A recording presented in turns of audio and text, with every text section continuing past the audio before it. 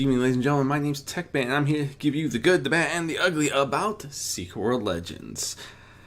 Why should you play this? Because this isn't some world of science fiction set in the far future. This isn't a world of magic set in another realm. This is another world in time. This is our world. And tomorrow, you could wake up and have it be your world. A world where wielders of fire, ice, and lightning fight alongside sledgehammers and 12 gauges. A world where myth and fact collide, where everything you thought you knew means nothing. It's a lot to take in. So let's get started with the good. This game has an absolutely fantastic story, one of the strongest in the MMO market to be sure. These stories aren't just the main plot either. The little people on the side also add so much to the story. The priest who comments, and I quote, "I've tried prayer, I've tried my 44, but the devil's wearing Kevlar." Every main mission has an animated intro explaining the mission, and occasionally giving hints on what the mission is. And again, I don't mean just the main story missions. Most side missions you pick up are literally just objects you find. It's, oh hey, here's the mail. We should deliver the mail. That'll lead you to your next quest chain. Very fun. The game does a lot more than just the standard here. The go here, hunt this style of mission. They're there, obviously. They're always going to be. But you'll do everything from sneaking into bases, fixing and figuring out Morse code, communicating with the dead. You'll even have to occasionally go into the real world to find the answers. Well, you used to. Some of the sites are down from the original launch, so a couple have been launched. You can still find guides to finish the missions, though. This is kind of an important note here. Legends is technically a relaunch of the classic game, The Secret World. Because of this, part of my good, bad, and ugly are going to also cover how things have changed from the original to now that fall into those three categories. One of the biggest issues, and arguably the biggest issue they fixed, was combat. Weapons now all feel very distinct instead of the build or spender method we saw in the original. And again, every weapon felt the same. There was no difference other than, particle effects. But that really wasn't much. We lost a lot of skills. Be straight up, we lost, of the 500, we're down to only a couple hundred at most. But for what we lost, everything we have is now highly functional. I can't tell you how many times I've been looking over my various looking over the menus going, okay, I can mix this with this. Oh, what if I mix this, this, and this with, oh, hang on, what about this? And that's fantastic still, even though it's not quite the same. A very massive and extremely welcome improvement over the original is the new player experience. And just the flow of the game in general. I don't feel like I'm getting lost anywhere near as much. There's very clear markers. What level you should be at to do skills. Yes, there are no levels. Wasn't in the original. That's kind of a bummer of a change. But back then, you had your gear score, and that determined where you should be going. But they never really showed you your gear score, so it's kind of hard to tell.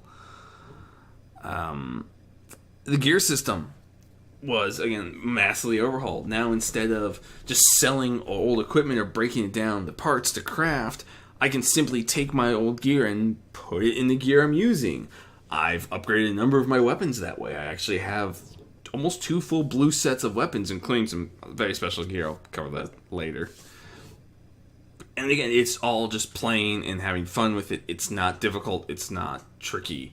And that's fantastic. There's nothing, okay, and now you're going to want to grab this rune, but only if it has this subtext. Oh, God, I hate that.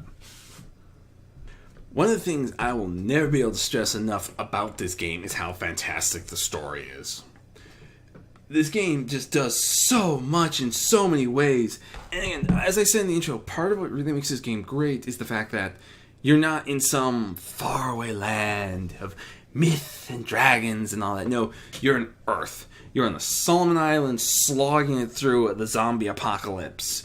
You're in Egypt dealing with Aten, god of Atanakan, father of King Tut. He is a historical figure. He happened, and you're kind of dealing with his aftermath of the city he built in the middle of the desert, which was something he did. Akhenaten did try to move Egypt's capital. It failed after his short lifespan, and his son took over. But details.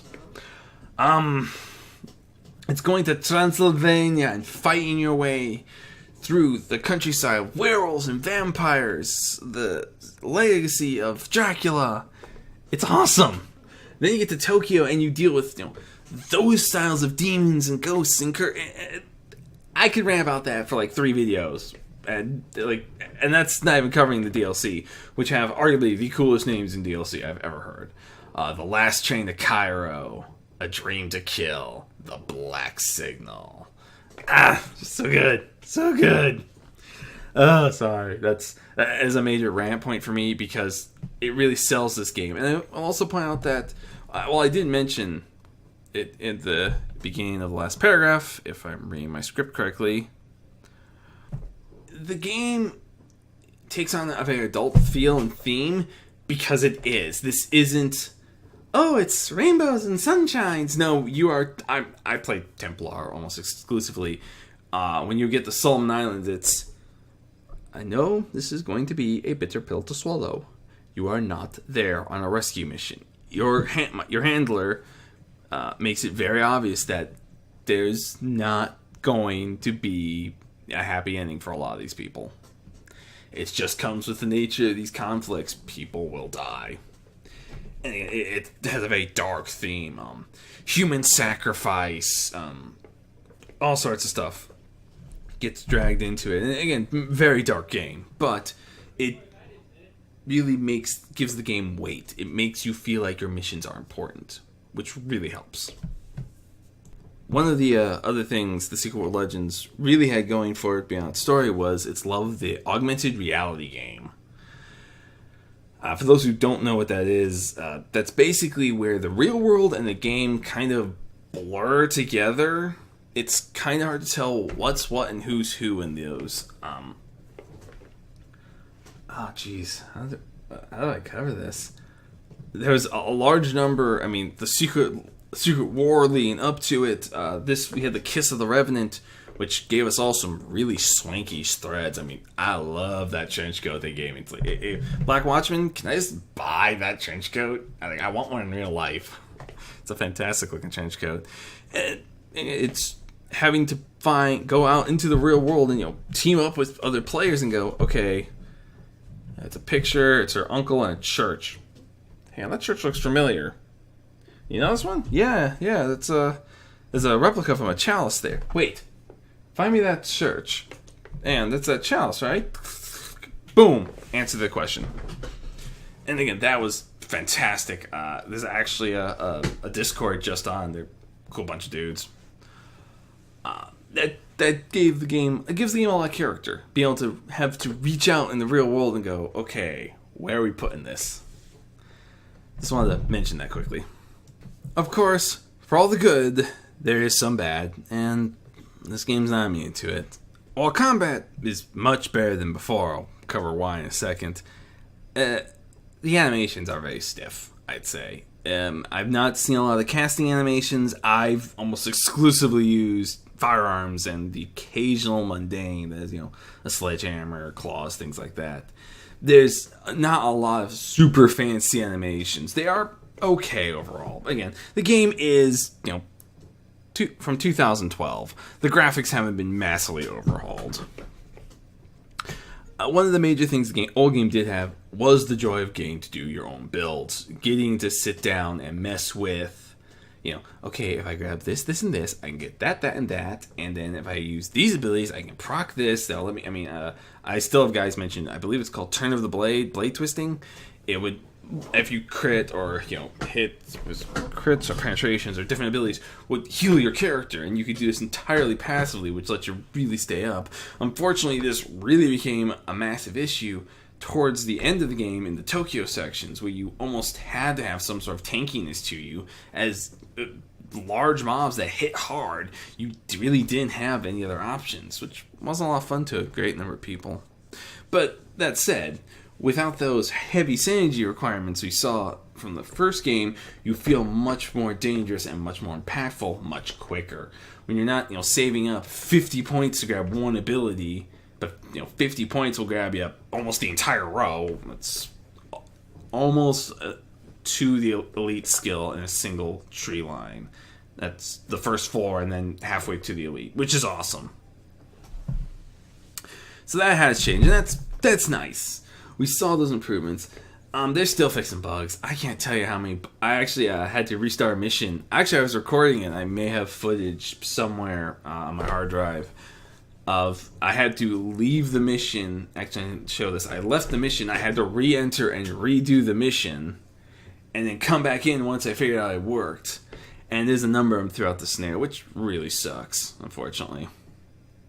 And now for the ugly. I'll be honest, this game has a few flaws with it. There's a few little things that irk me a bit. The patron system isn't fully a problem. Bonus experience and currency. Sure, why not? A free daily chest key is actually really, really nice because you calculate that's $1.50 a key and you're getting 30 keys for 12 something. Not a bad deal on top of everything else. Plus, you have to log in and you have to open up the chest and see, ooh, what did I win this time? Double points for your ability points and passive points, or skill points as they're referred to. That may be hurting a bit, because I'm told if you don't have patron, you're not gonna get... The game can be slow at times. Given I belted out patron, I think for about the second half of Kingsmouth Town, the first zone, I banged out 2 builds almost without even trying. But there are guys who are still having some issues with them. I think the biggest problem I see here is the fact that you can spend money to upgrade your gear to a higher standard, the highest standard, which again will make it more powerful in growth, in what it can accept, etc. But they're charging you $25 for one of these items. No joke. Seriously, you do the math, it comes out to $25. And most of the items you can spend real world money on are cosmetics, things that make you look cool. The gloves I wear, if you can actually see them in the footage, comes from it. Very nice gloves. But ability points and passive points, skill points, can be purchased with currency. This can be earned in game by earning marks and trading them, but you only earn up about 10,000 marks a day, 12,000 if you do have a patron going. It's really a small thing, and it does mean everything in-game can be earned in-game. But the tolls, yeah, you're going to be there for a while.